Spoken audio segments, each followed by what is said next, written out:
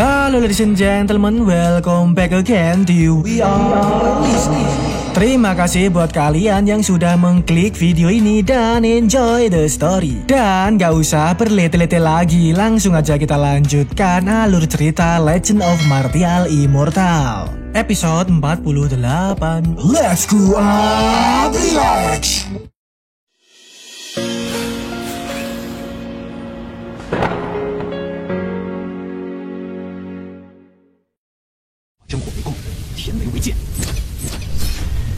师兄，跟我来吧。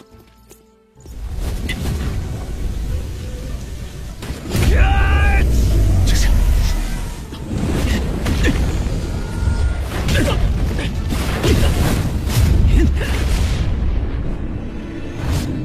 哈哈哈哈！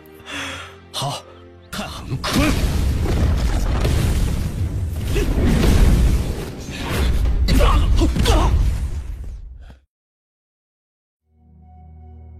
Lanjut dari episode kemarin, yang dimana situasi Sekte Shengyang menjadi sangat gawat karena para faksi wilayah lainnya berbalik melawan mereka. Fakta tentang prajurit mayatnya telah viral menyebar ke benua. Padahal ini sangatlah rahasia, kok bisa terbongkar seperti ini. Alhasil, Pak Ketua Shengyang mencoba nelpon kawannya melalui cermin goib. Ketua Shengyang ini bertanya-tanya apa yang sebenarnya telah terjadi. Prajurit mayat seharusnya menjadi rahasia. Bagaimana Sekte Heng Yue mengetahuinya? Lalu kawannya menjawab bahwa dia sendiri juga nggak tahu. Dia hanya mendengar bahwa Ketua Heng Yue lah yang menyebar berita tersebut. Mendengar itu jelas membuat Ketua Shengyang kadapat. Lagi-lagi Sekte Heng Yue mengacaukan rencananya. Kali ini Pak Ketua Shengyang benar-benar beraing maung. Rasa ingin memborbardir Sekte Heng Yue semakin menjadi-jadi. Lalu Ketua Shengyang bertanya bagaimana situasi Sekte Heng Yue baru-baru ini, dan Pak Gembul kawannya menjawab situasi Sekte Heng Yue masih sama seperti sebelumnya. Tong Xuan sebagai guru Ketua Heng Yue secara langsung saling berhadapan, tapi mereka tawuran secara rahasia dan gak ada yang menyerah. Wah, berarti grup Ketua Heng Yue udah sempat tawuran melawan grup gurunya. Sayangnya kita nggak diperlihatkanlah tragedi tersebut. Setelah mendengar itu, Ketua Shengyang hanya berkata bahwa Ketua Heng Yue selalu aja menjadi pembangkang. Namun Pak Shengyang ini berasumsi bahwa Ketua Heng Yue jelas gak akan melukai gurunya, kecuali jika benar-benar dalam kondisi gawat. Ya, dengan kata lain, mungkin hanya cekcok aja, adu ocehan maut. Namun Pak Shengyang ini juga berasumsi bahwa Tong Xuan, yaitu gurunya mereka berdua, jika ingin memperluas pengaruhnya, Pak Tong Xuan cepat atau lambat akan menyingkirkan Sekte Heng Yue. Bisa disimpulkan sekarang Sekte Shengyang memiliki sekutu, kelompoknya Pak Tong Xuan. Bahkan Pak Shengyang ini sampai-sampai merencanakan strategi bejat, yaitu menyuruh Pak Gembul untuk menaruh iblis hati pada salah satu murid di Sekte Heng Yue. Murid yang membenci Sekte Heng Yue, memasukkan benda goib keramat yang dapat memicu kebencian iblis hati. Strategi menghancurkan Sekte Heng Yue dari dalam. Dan scene berganti, memperlihatkan kelompoknya Cheng yang berada di sektenya. Di situ para murid andalan Sekte Heng Yue dibawa menuju ke sebuah bangunan bernama Aula Segudang Teknik. Tempat tersebut dibangun pada saat berdirinya sekte. Semua teknik rahasia nenek moyang dikumpulkan di tempat tersebut. Ketua Heng Yue memberikan hadiah pada kerja keras para murid andalannya. Diperbolehkan untuk memilih salah satu teknik rahasia untuk dipelajari. Kultivasi juga akan meningkat secara signifikan. Segeralah para murid memilih teknik rahasia sesuai minatnya. Yang bisa kita lihat bahwa Aula Segudang Teknik ini konsepnya kayak lawang sewu. Terdapat banyak pintu yang menyimpan teknik rahasia berbeda-beda. Para murid akan memilih satu, lalu masuk ke dalam pintu goib tersebut, berlatih teknik rahasia di dalam ruang goib.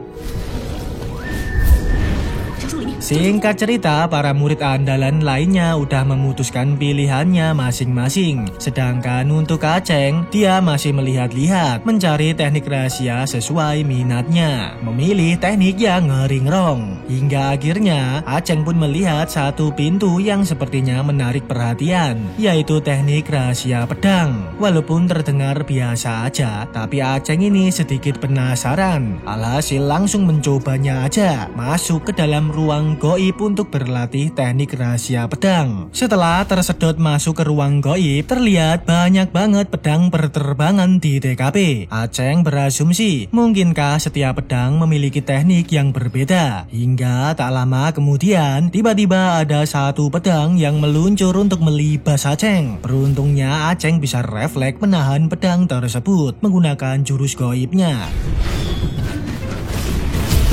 Tetapi yang bener aja, pedang lainnya malah ikut bereaksi, meluncur semua untuk ngefatality Aceng. Pada momen ini Aceng mulai menyadari bahwa setiap pedang yang ada di TKP memang memiliki teknik yang berbeda-beda. Itu artinya jika Aceng bisa menguasai semuanya, dia mungkin akan bisa menjadi pendekar pedang ngeringrong. Namun tentu aja ini bukanlah hal yang mudah, karena pedang yang ada di situ jumlahnya bejibun, apalagi semuanya bergerak untuk melibas Aceng. Alhasil di awal-awal Aceng ini kerepotan, hanya bisa kabur terbirit-birit menghindari pedang-pedang sakti tersebut. Sementara di luar ruang goib, semua murid andalan udah beres berlatih, berkumpul nungguin Aceng. Kok bocah itu belum juga keluar? Selang beberapa menit muncul layar proyektor ilahi yang menampilkan gerak-gerik kelakuan Aceng. Masih berada di ruangan goib, berusaha berlatih teknik rahasia pedang. Tak disangka setelah terus berusaha, Aceng ini bisa dengan cepat menguasai teknik rahasia pedang, mendapat jurus baru yang ia sebut penunduk 10.000 pedang. Serangan hujan pedang yang sepertinya lumayan juga. Melihat kelakuan Aceng, para murid andalan ini terbanggongkan. Padahal Aceng meridian intinya rusak, kok sudah bisa menguasai teknik ngeri seperti ini. Dan ya, para murid andalan ini belum tahu kalau sebenarnya kultivasi Aceng dan Mas Liuyi udah sembuh. Dikiranya masih cacat, karena sebelumnya Mas Liuyi dan Aceng ini udah dijompa-jampi oleh Ketua Heng Yue, memakai jimat keramat untuk menyembunyikan kultivasi sejatinya. Nggak ingin publik tahu kalau Aceng dan Mas Liuyi udah sehat sentosa lagi. Singkat cerita, telah selesailah Aceng berlatih, langsung turun berkumpul bersama kawan-kawannya. Aceng ini mau pamitan dulu. Dia berencana menemui Bocil Hua dan lainnya, karena memang udah lama sekali nggak reuni. Singkat cerita, di saat Aceng keluar dari pintu gerbang Sekte Heng Yue, tak disangka malah dihadang oleh sekelompok murid-murid kampret, bocah-bocah dugal yang nggak ada kapoknya. Masih aja gangguin Aceng. Murid-murid dugal ini mengira kalau Aceng sekarang kembali cacat, menjadi orang yang gak berguna, berniat untuk ngeponteng-ponteng Aceng, membalaskan dendam lamanya. Namun tentu aja hal ini bukan masalah besar bagi Aceng. Sekarang udah jelas kemampuannya melampaui mereka semua. Hanya aja sedang disembunyikan oleh jimat mantra. Dengan mudahnya Aceng menghindari jotosan dua murid dugal tersebut. Malahan Aceng ini nggak melakukan apa-apa,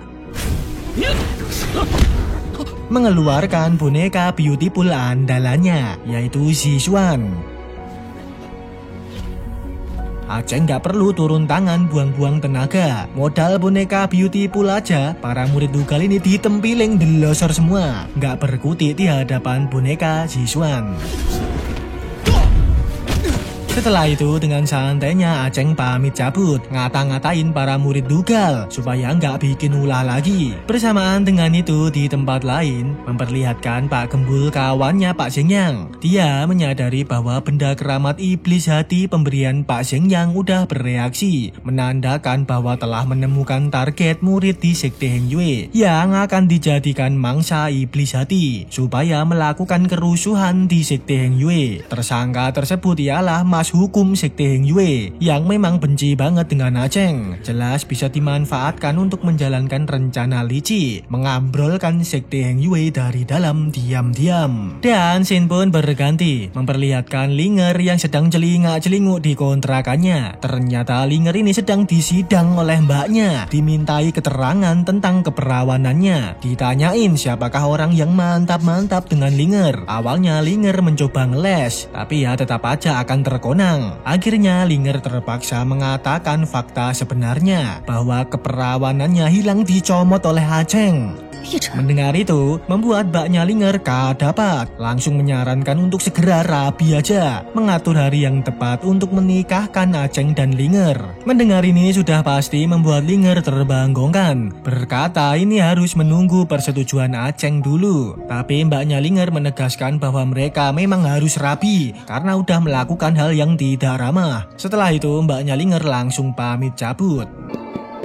Sementara Linger hanya bisa terdiam karena Linger menyadari bahwa sebenarnya Aceng itu naksir mbaknya. Aceng gak akan menyetujui pernikahan ini. Singkat cerita, Mbaknya Linger langsung menemui Aceng untuk menginterogasi, bertanya tentang latar belakang Aceng. Apakah Aceng ini udah berkeluarga atau gimana? Dan Aceng menjawab bahwa dia gak punya siapa-siapa, hidup sendirian seorang yatim piatu, tinggal di emper jalan. Benar-benar sangat suram, gak punya kerabat sama sekali. Mendengar itu, Mbaknya Linger langsung ngomong to the point bahwa dia akan menikahkan Aceng dengan Linger. Seketika Aceng langsung bertanya-tanya, kenapa kok tiba-tiba seperti ini? Aceng berasumsi apakah mungkin Mbaknya Linger udah mengetahui fakta bercocok tanamnya dengan Linger. Alhasil Aceng berusaha menjelaskan bahwa tragedi mantap-mantap itu terjadi tanpa sengaja. Aceng waktu itu hanya berusaha untuk menyelamatkan Linger. Lagian Linger udah berjanji akan melupakan masalah tersebut, jadi pernikahan ini nggak bisa dilakukan. Aceng mengatakan bahwa dia udah punya orang yang disukai, yaitu Mbaknya Linger. Alhasil di sini Aceng ini malah mengungkapkan perasaannya pada Mbaknya Linger ditembak di TKP. Aceng berkata apakah Mbaknya Linger ini bersedia menikah dengannya.